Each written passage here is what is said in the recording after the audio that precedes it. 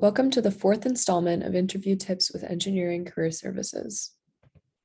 Here, we'll share our advice on some underrated topics during the interview process, including what to do the night before and day of the interview.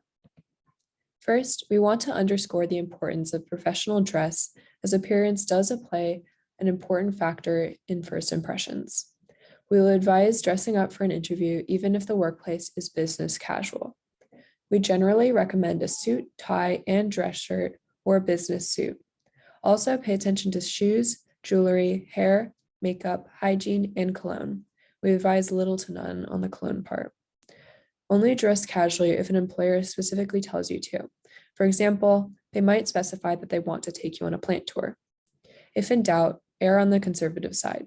But of course, if you're not sure how to dress, you can ask. Be sure to see our suggestions for professional attire, as well as where to buy professional clothes in the links below this video.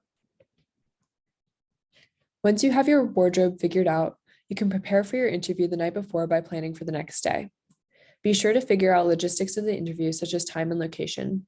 Remember to make a good first impression. Try to arrive 10 to 15 minutes early. Find contact information for the interview in case of an emergency, such as a flat tire. Look up directions and parking information. Print extra copies of your resume in case you've made changes or additional interviewers join your interview, and have a reference sheet prepared in case the employer asks for them. Some other things you might want to bring include transcripts, a pad folio to keep your paperwork wrinkle and stain free, pen and paper to take notes, mints for before, not during the interview, as well as a portfolio of your work. On the day of your interview, remember to arrive early.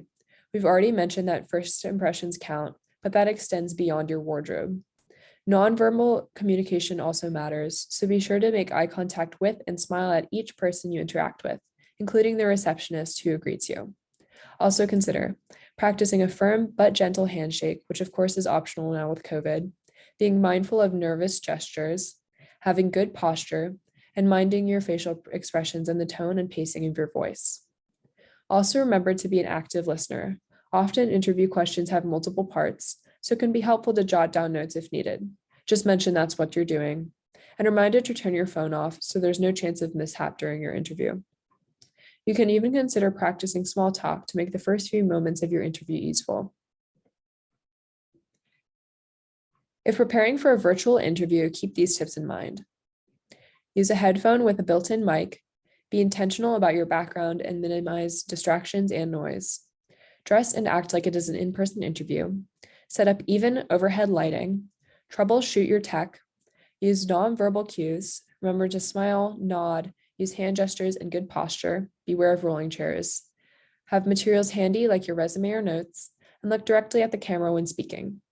If you have a phone screening, keep similar tips in mind. Up next in our video series, we get to the best part, asking the employer questions and closing strongly.